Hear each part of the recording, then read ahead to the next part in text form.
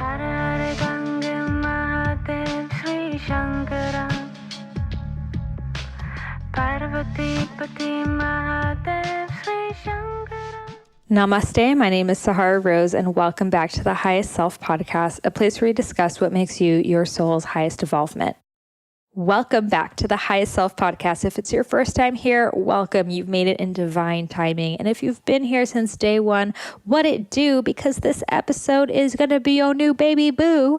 Okay, sorry. My name is Sahara Rose. I love talking about consciousness. I love helping people become their highest selves. And I love connecting you with people who can also help you become your highest self. So a lot of this podcast is on finding your dharma, finding your divine purpose, your big why.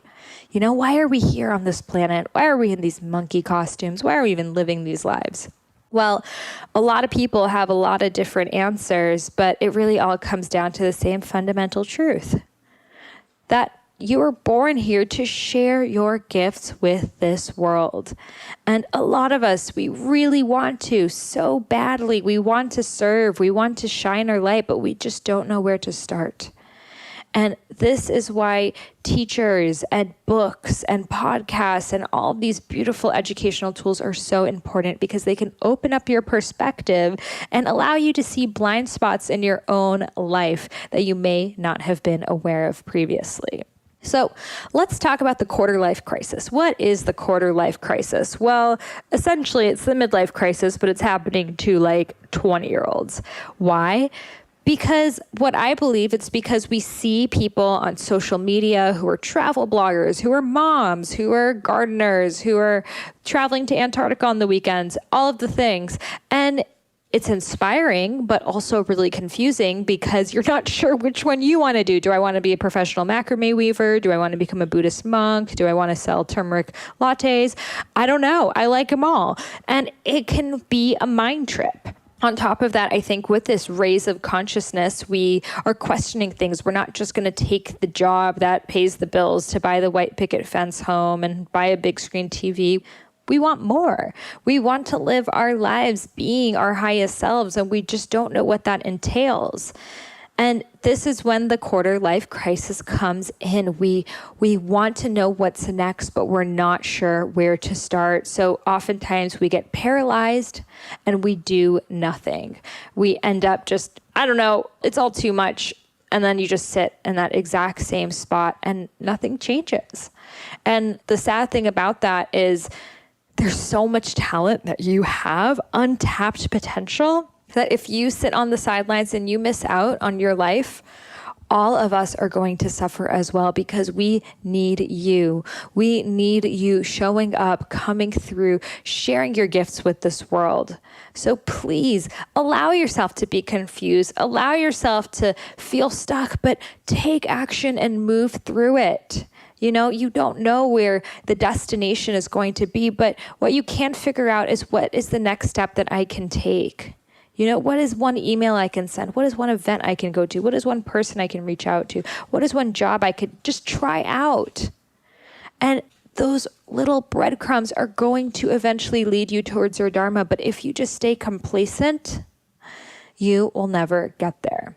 So that's my little spiel on quarter life crisis. I should do another podcast that I'm just solo jamming about this, because I clearly have a lot to say. And I don't believe that everyone suffers a quarter life crisis per se.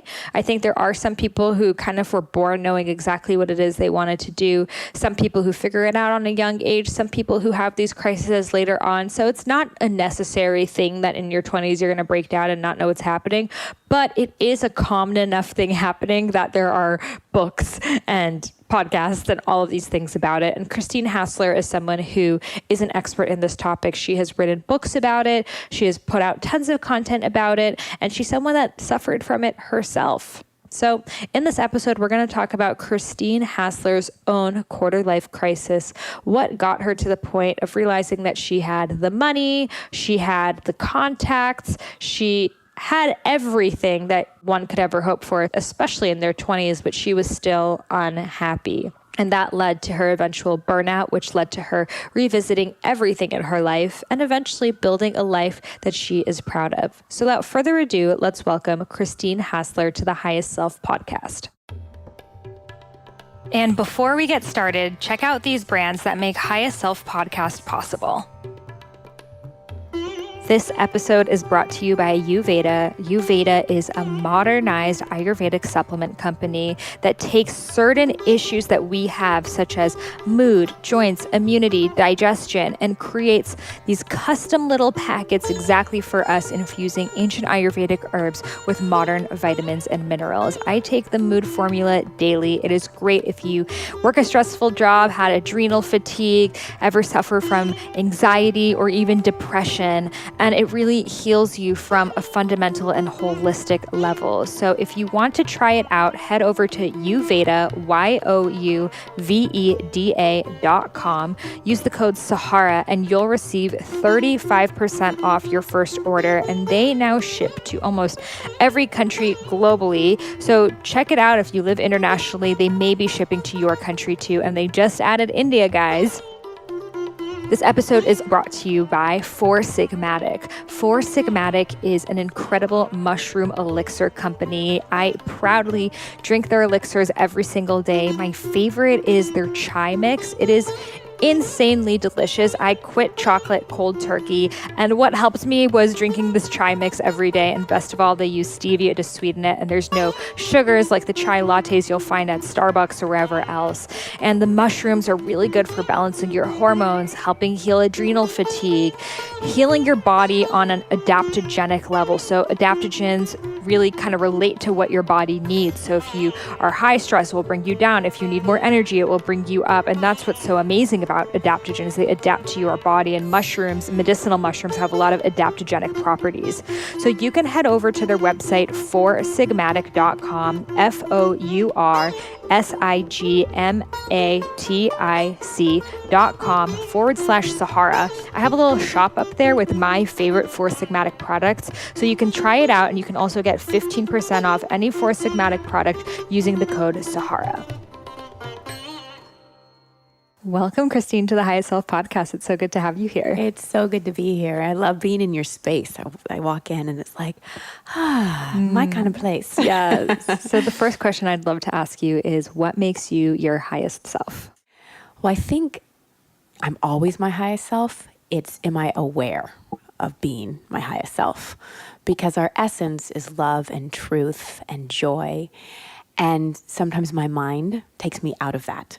So I'm my highest self always. Am I aware that I'm my highest self always? No. So it's that awareness, that dropping into the present moment, dancing, expressing my purpose, those things that help me remember the truth of who I am. I love that. And it's so important for us to realize that our highest self is always within us. Always. And it's not this thing over there that you have to do these things to get to. It's just remembering. You don't have to meditate for 20 years. You don't have to fast for 20 days. You don't have to, do anything. It's always there. It's just removing the obstacles to remembering. I think what that fear of people to realize that they're already their highest selves comes from, well, if I'm already my highest self, then wouldn't that make me lose the motivation to do anything? Well, that's a really good question, because a lot of times we just are motivated. We're not actually inspired. So a lot of motivation comes from wanting to be better because we think we're not enough. It's a human epidemic. We think we're not enough in some way. We think we're broken in some way. We think we need to do something in order to be fill in the blank. So I would love for people to be less motivated. I want people to be inspired. I want you to be pulled by a vision that just lights you up. So there's no pushing, because motivation can feel very pushing. It can feel very masculine. Nothing against masculine. We all have it, men and women. But let's just forget about being motivated and let's be inspired. And most of us have a pretty loud inner critic. We have that part of us that tells us where we're not enough, where we could do better, where we don't belong, where we need this to have this. And it's effective at getting us to get things done. I mean, just think of New Year's resolutions. Most people make a New Year's resolution because they don't like something about themselves. So they go into self-judgment and they're like, I'm going to do this so that I can be better. That's straight up motivation, and it's effective. You move on the goal line of life, but you get very depleted on the soul line of life, because your come from is always from a place of judgment.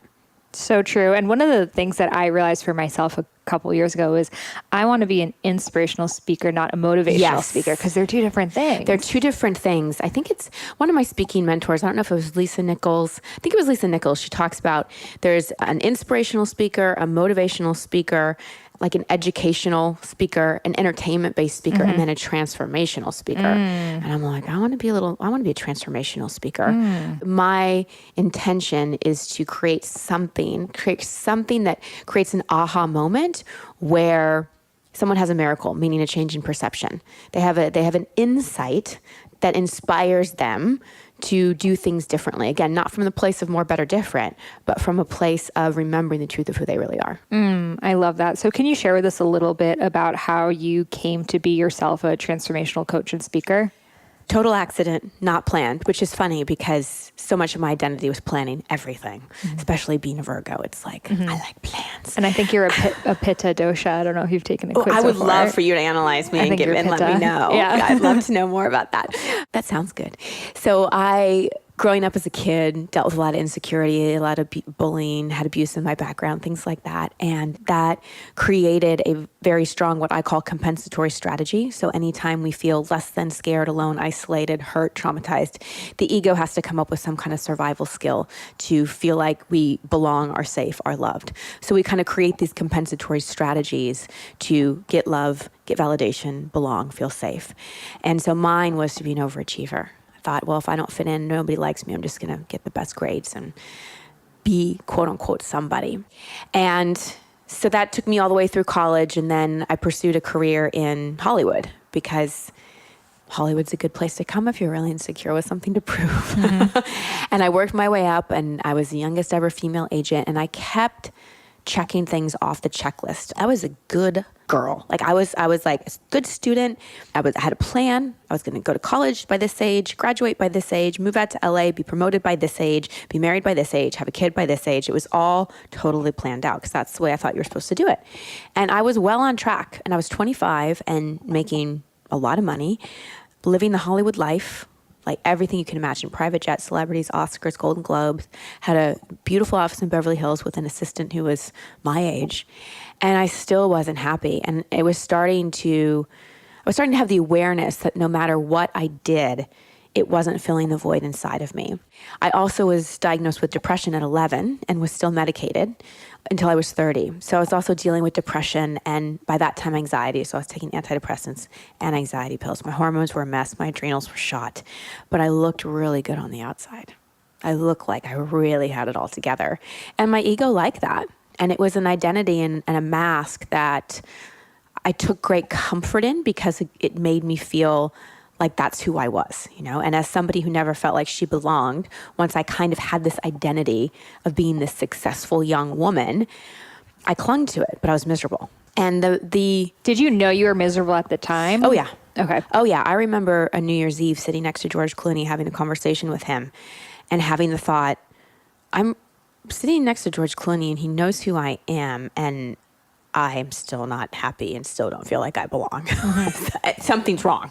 Something's off. You know, if you're, so because I achieved like the fantasy of what I wanted to achieve. And like I said, the void's still there. So to make what's already turning into a long story a bit shorter, the misery started to get stronger than my ability to hold the mask. And I really just felt like I needed to make a change. And I hated my job, which was hard because I worked really hard to get there. Like I was so ambitious. I worked really hard to get there. Long hours, lack of sleep, dealt with a lot of things that could be part of the Me Too movement. And so giving that up was really scary. And that's how it is with most big life decisions, because uncertainty is really scary, especially if we've been a planner our whole life. And it's somewhat easy to make a change when you have a plan, you know what you're going to next. But when you're taking that leap of faith, there's a free fall. And that really scared me. But like I said, the misery started to get stronger than the fear.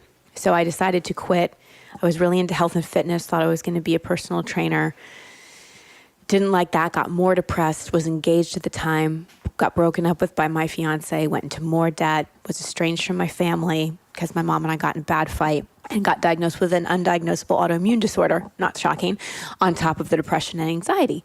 So that was my rock bottom at about 26 years old. And I'm sure people listening have been through worse. For me, that was enough. It got my attention. And I had the awareness that I was the common denominator in all those things. And it was a very sobering awareness. And something in me, like definitely a higher self moment, saw that I had two perspectives: to look at it like I was a victim and life just doesn't work out for me. It works out for other people, but not for me. I'm a failure, like that total inner critic victim mode. Or I could go into being a seeker, and I could get super curious and go, maybe this is happening for me, not to me. And if I am the common denominator in all these things, I must be a creator. So perhaps I can create something different. And that was the turning point. Now, it wasn't like I had that insight and then, I heard the angels singing and all the answers came and my depression lifted and money came in. But it was a pivot point in my perspective. And that is the most powerful pivot we can often make, because when we change the way we look at things, we truly become miracle makers.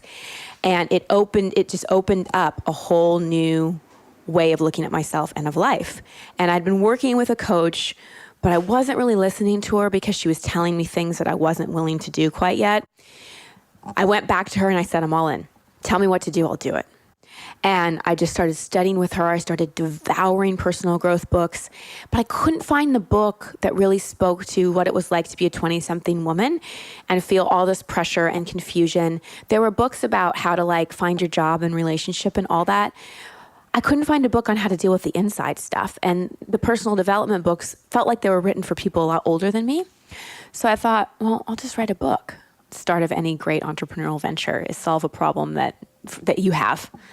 And so I wrote 20-something, 20 everything. It came out. This is where my agenting days came in handy. You never know in life where the dots are going to connect.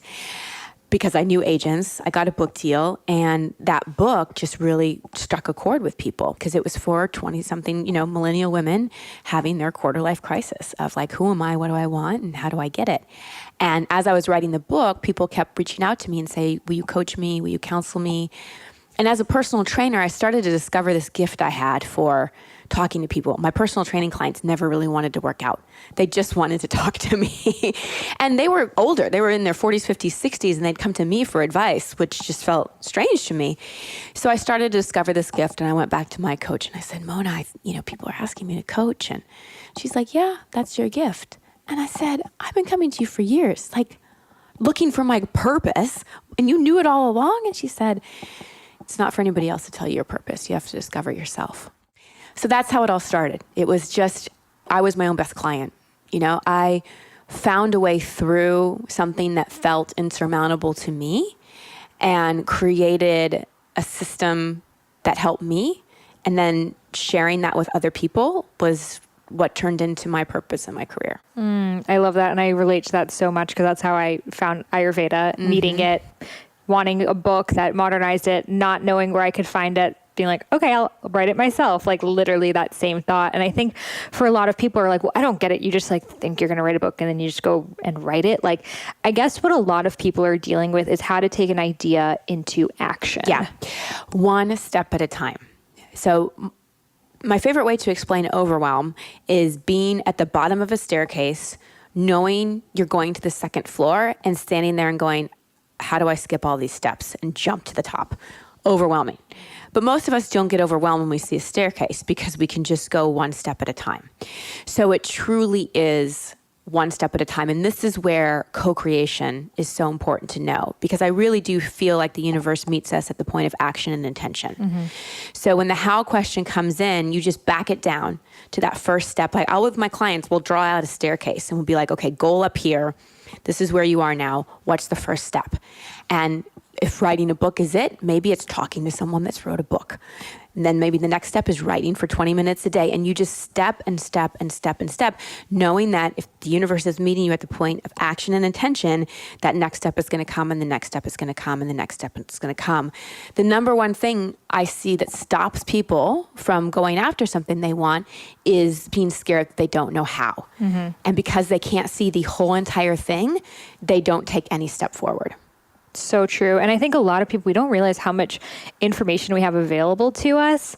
Like I see a lot of people who they are asking people things you could easily Google. Totally. And it's just like, I would never do that to someone, because if it's like an advice, like Christine, I want your personal advice, totally. But if it's like, oh, like how does a whole publishing a book thing work? Like that's something you could, or how do you write a book proposal? Yeah, like it's something you could easily Google, and that comes back to responsibility. And I think it's like so much easier for us to be like, I don't know how, it's never going to happen to me, than to just take responsibility that like no one knew how, and we're all just figuring it out. It's the victim versus seeker. Yes. It's the helpless versus curious. You know, that when we get into that energy of overwhelm, helpless, I don't know.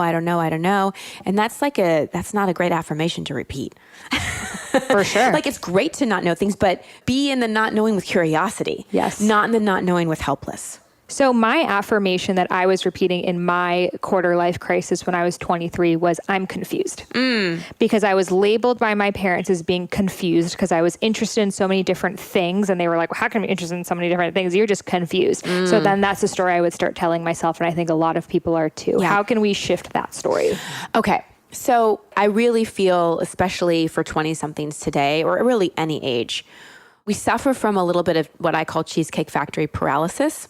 And for those that have been to the Cheesecake Factory, you know what I'm talking about, because the menu is an encyclopedia. It has a spiral. I've counted. It's 127 food options, not including cheesecake. Oh, and so you go there and you don't know what to order because there's so many choices. And you take all this insight. You ask the waiter, you ask other people, what do you want? What do you want? What do you want? And then you order something, it comes and you don't like it and you're obsessing about it. You didn't make the right choice and everybody else did. We have Go for the lettuce wraps. Yeah, exactly. So it's always a safe bet. Yeah. So we just have so many options. So for me, sometimes instead of looking at something and going, how can I change this?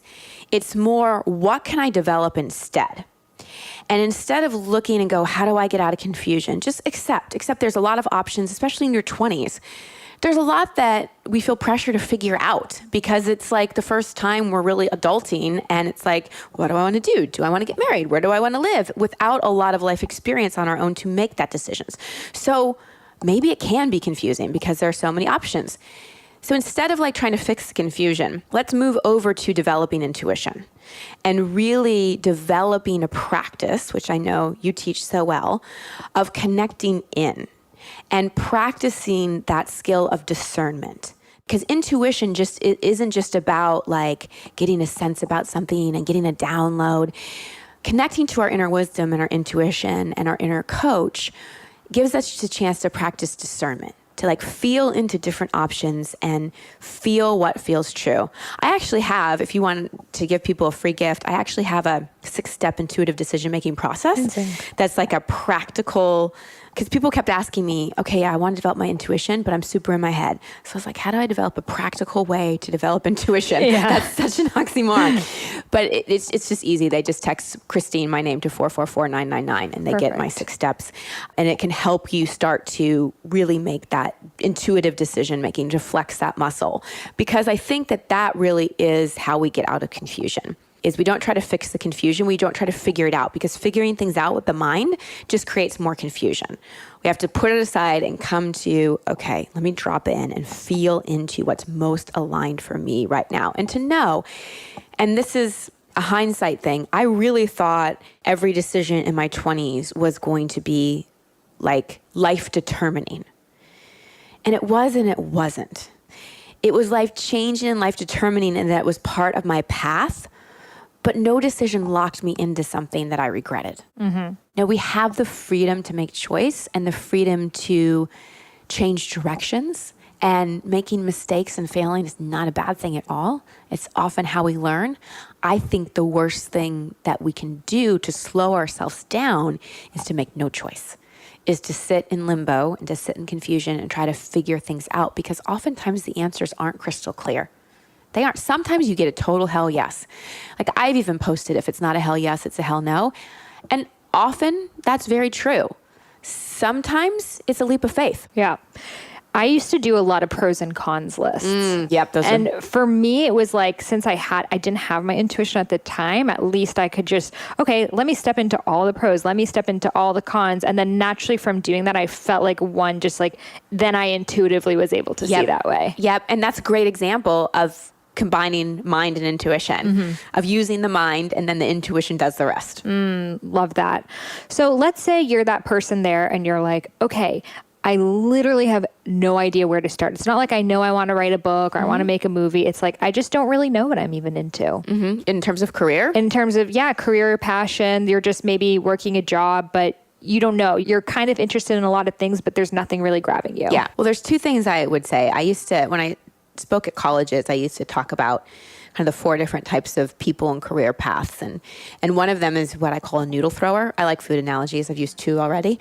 When I was little and we'd cook spaghetti, you'd throw the noodle against the wall. And if it stuck, pasta was done. And if not, you had to put it back in the pot. And for a lot of people, when it comes to their career path, they're a noodle thrower. They've got to try a lot of things until something sticks. And it truly is a process of elimination. And that's okay. That's one path. And you have to try different things to see what you like. And I think within that, you can do things like informational interviews. When I was coaching millennials, a lot of what I did was had them pick like different career types that they really liked. Like, I'm interested in maybe nursing, and I'm interested in a nonprofit, and I'm interested in this. And then find somebody through LinkedIn and just send a simple request. I'm not looking for a job. I'm not looking for an interview for a job. I just have an informational interview, 15 minutes of your time to learn more about your profession. And I'd help them pre-list the questions so they could really be curious and learn about these different things.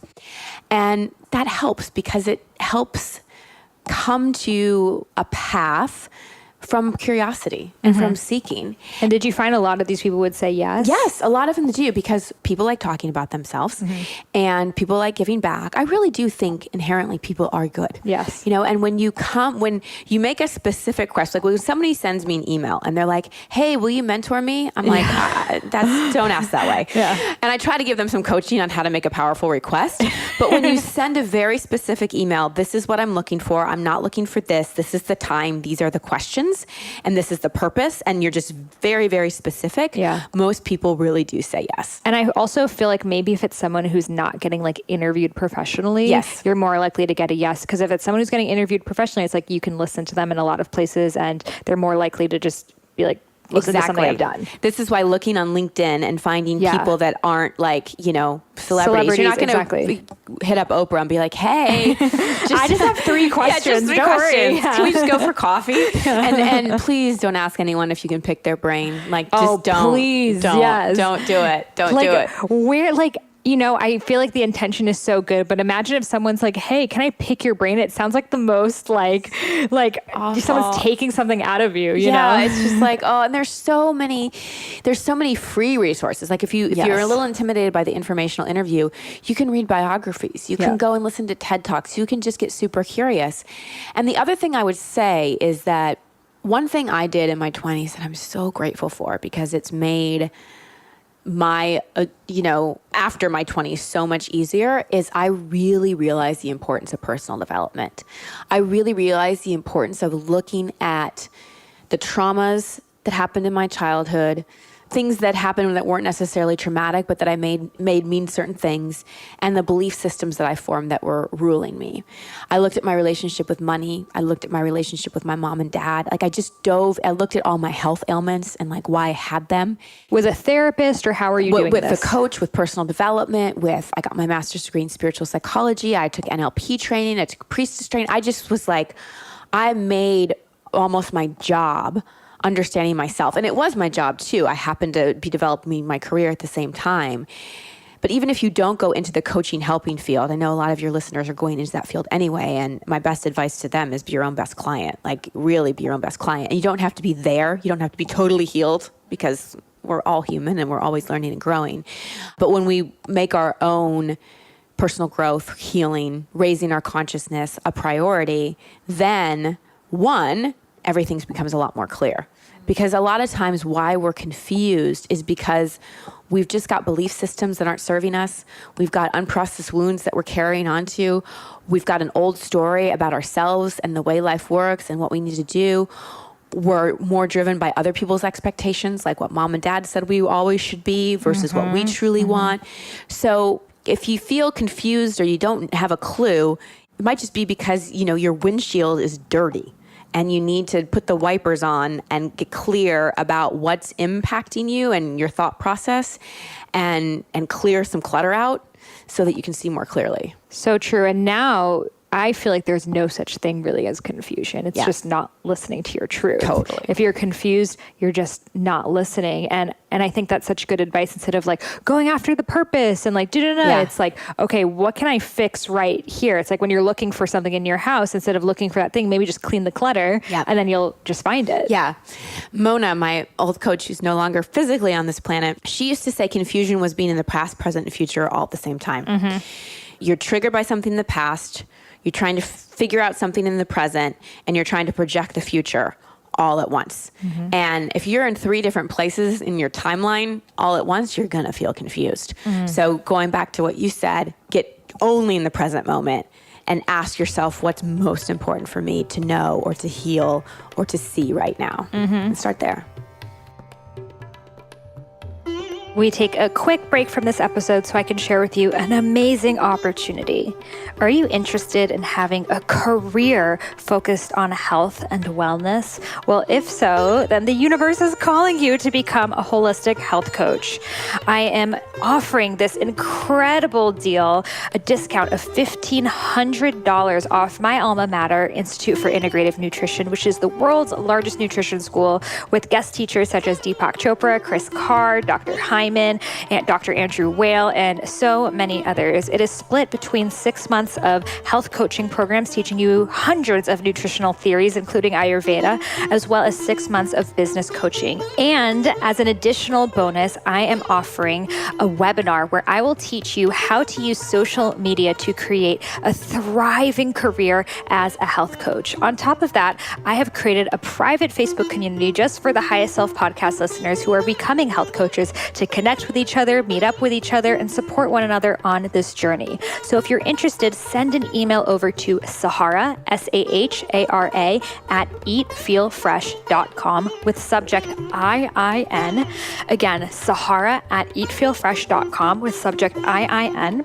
And I will personally send you back the email that will allow you to get a $1,500 off discount, as well as my business coaching webinar and the private Facebook group. I'm so excited for you to begin your journey as a health coach.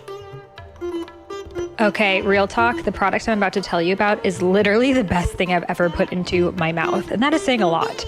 And this is Organifi's Gold. So essentially, it is the hot chocolate of your dreams with none of the sugar and all of the turmeric and reishi, with a touch of ginger as well. It is delicious on its own, just with water. When I was on my Panchakarma and I couldn't have any sugar or chocolate, anything like that, I brought my Organifi Gold with me. Panchakarma approved, and all I needed was hot water, and it was the perfect, just sweet, soothing, desserty taste that I so deeply crave after meals. And it makes me feel so calm, so restorative. It is my optimal nighttime tonic. And literally, I've gotten all my friends on it, and I'm pinching myself that they are my podcast sponsors, because even if they weren't, I would still be telling everyone about it. So head over to Organifi.com and use coupon code Sahara for 20% off. That is Organifi, Organifi.com. Use coupon code Sahara for 20% off your gold. So I know a lot of listeners right now are like, yeah, I want to make myself my product. I want to sign up for all these programs, but I don't have money. Yeah, get a job. I did so many things in my 20s, including hand modeling, to afford, thank you so much, to afford things. I remember I wanted to go on this one yoga retreat, and it was like $1,200, which to me was a lot of money at the time. And so I wrote all my friends and family members, and I said, I don't want a Christmas or birthday gift for 5 years. I want to go to this yoga retreat. Would you please donate whatever you feel in lieu of a gift to this? Like, I was just so committed to it. And I really do feel like when we are committed to something fully, the resources show up. And the I can't afford it, look deeper at that. What are you really saying? Do you not want to do what it takes to come up with it? Do you not think you're worth it? Or is it really not that important? Yes. Because when you do know you're worth it, when you are willing to do what it takes to come up with it, and you are committed to it, the resources do show up. And sometimes, like, I've done a bunch of things to pay bills and to support myself as I built things that weren't glamorous and that I didn't like doing. After I left the Hollywood job, I did the personal training. I could only support myself for a little bit. I went back to work for a production company for a period of time, full time, when I did my business at night and on the weekends. And it wasn't great. Like, I didn't love it. If anything else, it even like made me go even more all in on my business because it reminded me how much I hated having a boss. But sometimes those things are required. Yeah. But they're short term. They're short term. And I think coming into that perspective of I'm doing this job so I can do the thing that I want to do. But a lot of people, they start doing it. And the common complaint is, well, I don't have the energy after my job. It sucks everything out of me. Well, it sucks everything out of you because of how you're looking at it. So if I go to a job every day and let's make up a hypothetical. There's a taco shop downstairs, right? Always food. Okay, so yeah, always food. People are going to be like, man, that pie guys with Christina was so hungry afterwards. So let's say 2 people work there. And person A goes in grateful and excited. I get to connect with people. I get to feed people. Fastest way to people's hearts is through their stomach. It's new people every day. I love it. I love playing on the cash register. It's just fun. Person B is like, I hate this job. It's so beneath me. This uniform sucks. People are annoying. They're doing the exact same job, but with a different attitude. Who's going to feel tired at the end of the day? Totally person B. Yeah. And that's more draining. How we do things, our self-talk as we do things drains us more than actually what we're physically doing. So I think the issue is that person B sees that this job is beneath them. Exactly. So they're like, well, how am I going to fake excitement for something that I know is not on my level? Yeah. Well, you don't have to, I'm not a big fan of faking till you make it. I am a big fan of acceptance and of gratitude and appreciation. I don't know too many women that are like, oh my gosh, yeah, the pain of labor and the hemorrhoids and pregnancy and waking up at 3 a.m. Like, I loved it. Most people don't talk about about having a baby, but they do those things and know that they're part of the beauty of having a child. And so I think it's important for us to have some grit sometimes, for us to go through things that, aren't totally ideal, but we can be in acceptance and appreciation of them because they're part of the plan. They're part of the journey. And the more we move into acceptance of those things and know that they're part of the journey and what can we learn from them? Because I tell you, like, again, using the taco shop analogy, if you want to build, like, say, a health coaching business, you're going to learn a lot about people working there. And so you can go in and go, all right, what can I learn? What can I learn? How can this serve me? How can I serve? How can this serve me? And that's going to shift things a lot quicker. And with that attitude, you're not going to have to be at that job very long. Yes. I think looking at it like almost like you're an anthropologist, oh, the taco people, what do they want? I know. Like using it as a cool experience instead of like, oh, I'm stuck here. Why am I here? I did that in dating too. And when I was just like, oh, so over the app and like another coffee date and like, another. So where'd you grow up? Where'd you go to college? How many siblings do you have? And I just want to hand people a one sheet. Be like, just read this and then let's have a deeper conversation. Yeah. And I was just like not enjoying it. And that was not the energetic I wanted to be in. So I would just go in with the attitude of what can I learn from this person? Because everybody has like a unique experience or a unique passion. I remember this one guy was super passionate about spiral dynamics and I learned about this, and somebody else was like the butterfly effect. And I just got curious and went in with that attitude, and it made it a lot more fun. Yes. I love that. And I think, again, it comes to that fear of, well, if I'm fully grateful and acceptant of where I am, then I'm not going to grow. False. Right. False. Gratitude and appreciation just breeds more gratitude and appreciation. Yes. It's one of the highest frequencies we can be in. Totally. Yeah. Not settling. I think it's like almost like when we're not happy, we have to be like, I'm not happy. I'm not happy. Let everyone know that I'm not happy. And then it's actually just going to bring everyone else around you down and bring the whole vibe generally lower. Yeah. So if you're in a job that you hate, try to find the best of it because you're going to have more energy after to do the thing that you want to do. Absolutely. And let's make the distinction between a job you hate and being in a toxic job. So a job you hate is we're talking about your attitude and the judgment that's beneath you. A toxic job would be an abusive boss or working hours that, are just uncalled for, coworkers that are super, super toxic, being in an environment where it's very drinking culture and that's not your vibe.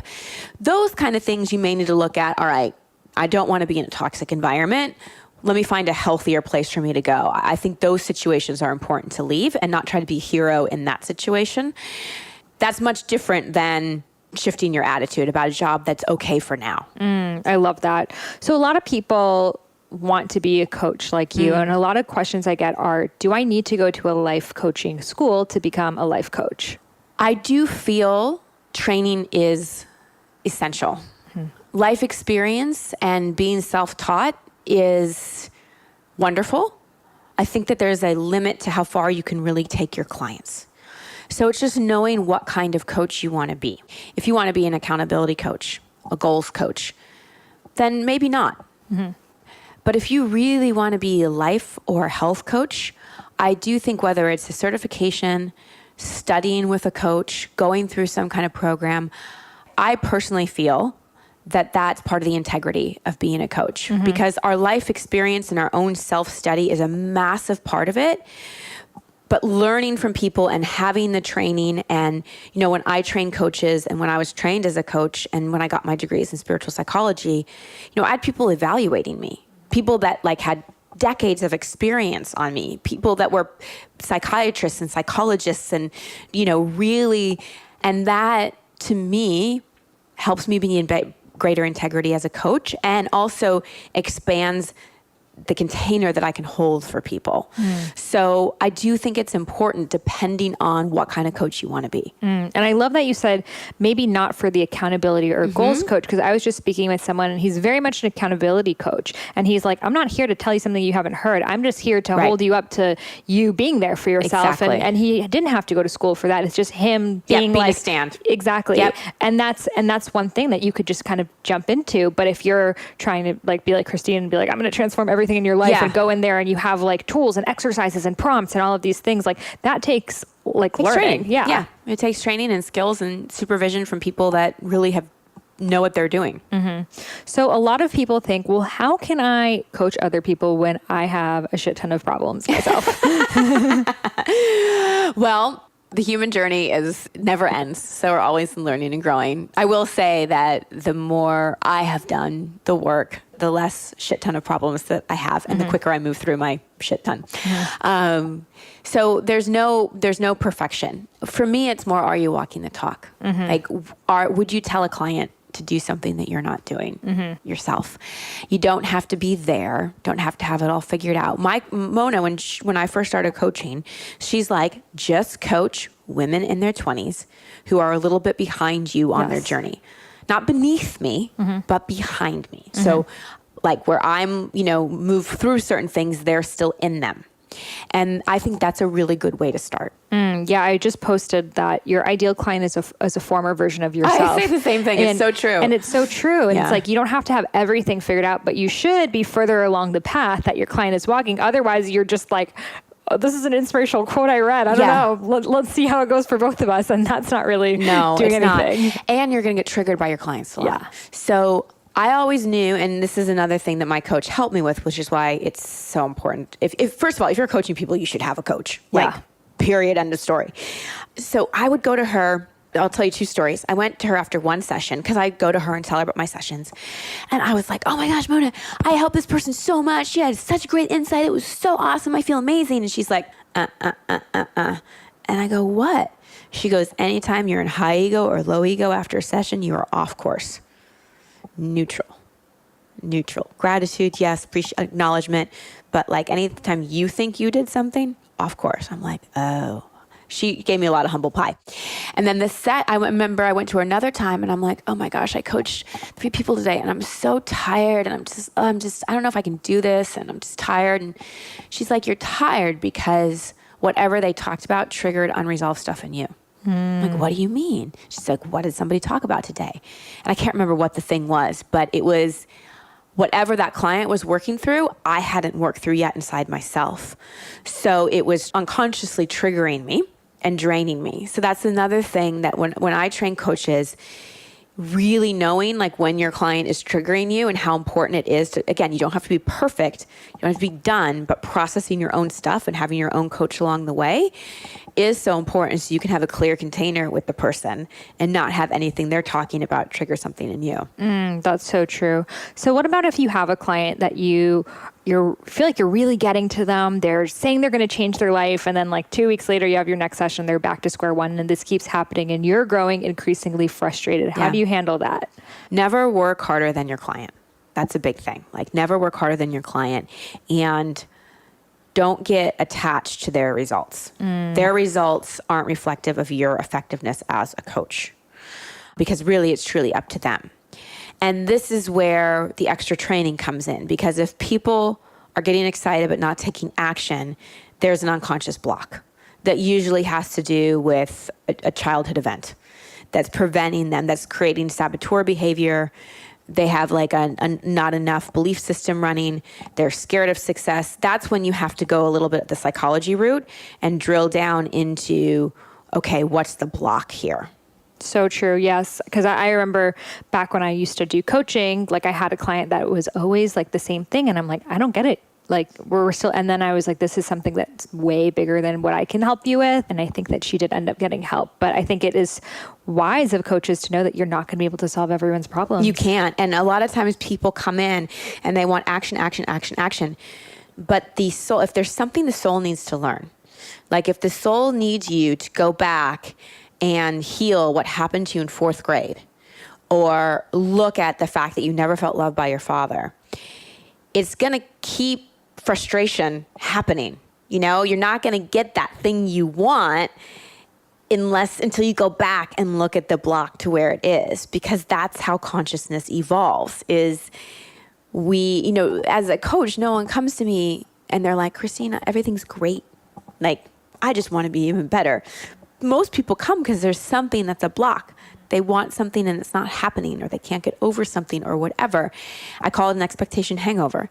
And it is that very discomfort, dissatisfaction that takes us back to something that needs to come up and heal. As soon as that happens, the block removes and the person has momentum again. So how do they come down to, oh, it's this thing that happened to me in 4th grade? Well, this is where the work of a great therapist or coach comes in handy.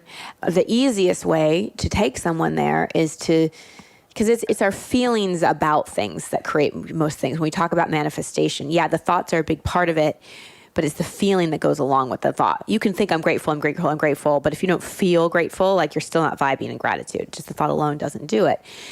So you take whatever feeling is present. Like let's say someone can't get their goal, like leaving their job. So like every time they come close, what's the feeling that comes up? Is it fear? Do you feel like a sense of rejection? Like you zone in on that feeling, and then you ride that feeling back in time until it pops up in a memory, and you start there.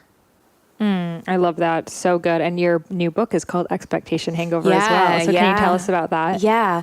So I wrote 2 books for 20-somethings. And Expectation Hangover is all about how to leverage disappointment. So an expectation hangover is when things don't go according to plan. They do go according to plan, but you don't feel like you thought you would. Like you achieve a great result, get in a relationship or the job, and you're like, why am I still not happy? Or life just throws you an unexpected curveball. And I, as a seeker and a coach, it was expectation hangovers that always led to the greatest transformation if people were willing to go into it and not just try to jump over it. Most people, when they have an expectation hangover, they just want to move on. How do I do the next thing? How do I or they numb themselves, like a little more eating, a little more drinking, a little more Instagramming, like anything to kind of distract from the pain. What's also popular is spiritual bypassing. Just like everything happens for a reason. I'm learning from this, la-di-da, like next thing. Yes. And then it's like the same expectation hangover over. So we are we are light and we are love and we are that highest self and we also are human. So we also, there's sadness, there's anger, there's shame, there's those emotions that are emotions, energy in motion. And there are times in life where it's important to acknowledge those and get those out, not from the place of sitting and stewing in them and being a victim, but being like, you know what? When I was bullied in 5th grade, I never got to yell at anybody or tell anybody off. I just had to internalize all of it. And maybe it's time to give that a voice. So the book really helps people move through disappointment on the emotional, mental, behavioral, and spiritual level. And the book, people love it and just were wanting more tools because it was like this, they were really starting to pop. And so that's when the personal mastery course was created that I know we'll talk about, because I wanted to help people learn how to relate to themselves and deal with the fact that we have emotions, we have a mind, we have behavior, and we have a soul. Like, how do we become masterful at all of that? Not just one thing. Some people lean into the mental part and just affirmations. Some people are action, action, action. Some people are like, I'll just meditate all day. And other people are like emotional. But we need to be integrated, holistic beings. I love that. And can you tell us about the mastery course as well? Yeah. So it's called Personal Mastery because I truly believe that if we want to say recipe for success or whatever, is personal mastery. Really knowing yourself deeply, knowing how you've suffered, because the original definition of the word passion is suffering. And for so many people, myself included, you included, our passion in terms of our purpose and expression has come from our suffering. And just like we've evolved our suffering into a purpose or passion, so the word passion has evolved from suffering to purpose. And so I wanted to make suffering like less daunting for people. And in personal mastery, you really learn how to become masterful of your own suffering so you don't have to suffer needlessly. And you start to understand, you start to connect the dots. You understand certain life events that created certain belief systems that have led to certain ways of being. You understand something called your avoidance trap. So this is another thing as a coach I found, is that people talked about what they wanted a lot, but they spent way more time and energy avoiding what they don't want. And I call that falling into your avoidance trap. So my personal avoidance trap is rejection. So core wound for me, like bullied, boys never liked me, wasn't invited to birthday parties, like rejection was like a big wound. So I fell into the avoidance trap of rejection a lot in my life, meaning I'd want to do something and I'd start to do it, but then I'd have that fear of rejection come up. I'd fall right in that avoidance trap and I wouldn't do it. And once I started to understand that it wasn't a lack of motivation, I was stuck in my avoidance trap, then I was able to shift behavior in a different way. So it takes you through, again, the emotional level. I demonstrate how to release emotions and not recycle them, because I found so many people be like, but I do cry. Like, I do hit a pillow and yell, but like, it's not changing. And that's because we tend to recycle emotions, meaning we have a feeling, but we have a judgment that goes along with the feeling. And instead of releasing feelings with compassion and understanding, we emote them with judgment and analysis. And so they just kind of loop back and loop back and loop back. So I teach you in the course how to actually have an adult version of a temper tantrum that's therapeutic and effective, and teach you how to neurologically reframe your brain and shift your behavior, because 95% of our behavior is unconsciously driven. So how do we get that number down a little bit so we can operate more consciously? And then we dive into the spiritual, like how to be a seeker, how to have a stronger spiritual relationship. I love that. And this is a really good example of a tool that you can use if you're looking to find your purpose instead of, going on a job hunt. It's inside. Go within. Yeah. Yes, it's clearing the windshield. So personal mastery helps you clear the windshield so that you can really see clearly which direction you want to go. Because whenever, at least for me and thousands of people I've worked with, whenever we're in that figuring out mode and looking out there for the answer, it's just a longer process and we have to throw more noodles. It's a longer process of elimination because like this no, this no, this no. It's a way.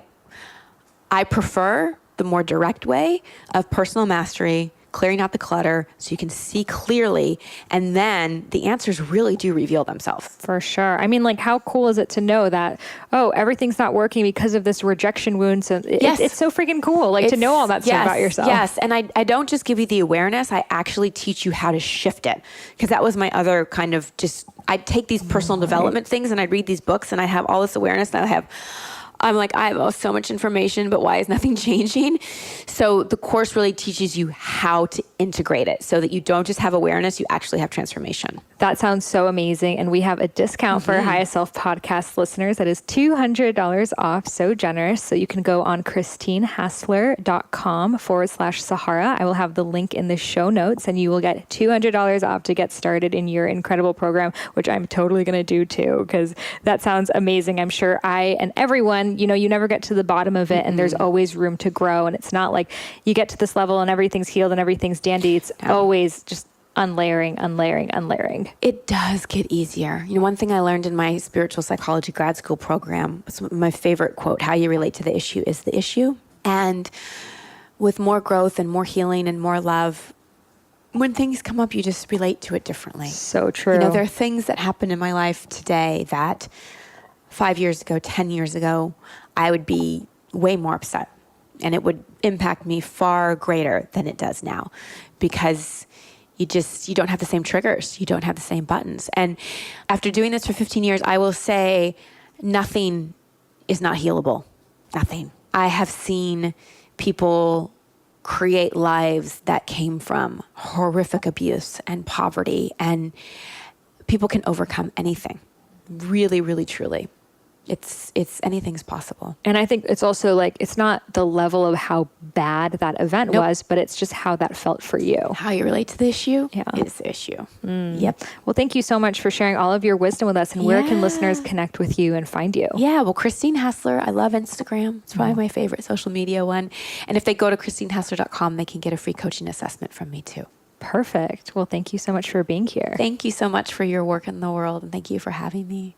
Oh my God, how much could you relate? I mean, I think we've all experienced some sort of crisis, whether it's quarter life, midlife, past life, ancestral life, who knows? I'm experiencing them all at the same time. No, but for real, it is so relatable to not know which direction that you want to take. And that's the beautiful thing about this human experience is you don't need to know. You don't need to have everything mapped out. You don't need your 10-year plan and, who actually sticks to it. You can have it for your own vision boarding manifestations, but no one's actually going to stick to it because the universe has such better things in store for you. So it's just all about shedding and eliminating what is no longer serving you, just taking off, okay, I know this relationship is not serving me. I know this job is not serving me. I know this habit is not serving me. I know this city is not serving me. Whatever it is, just taking those things out, and then naturally it's like, the cream rises to the top, the dharma rises to the top, the good-ish rises to the top, and then you just know. You know exactly what it is you need to do next. So if you're experiencing a crisis at any age, just focus on taking out what is not serving you, and naturally what is serving you will take its spot. So if you loved this episode, I would love if you could leave me a review in the iTunes store. And as a free gift, I will share with you the first half of my unreleased book, Eat Right for Your Mind Body Type. Simply email a screenshot of your review over to Sahara@eatfeelfresh.com. Again, Sahara, Sahara, at eatfeelfresh.com. And I will send you over the first half of my unreleased book, Eat Right for Your Mind Body Type. Thank you and namaste.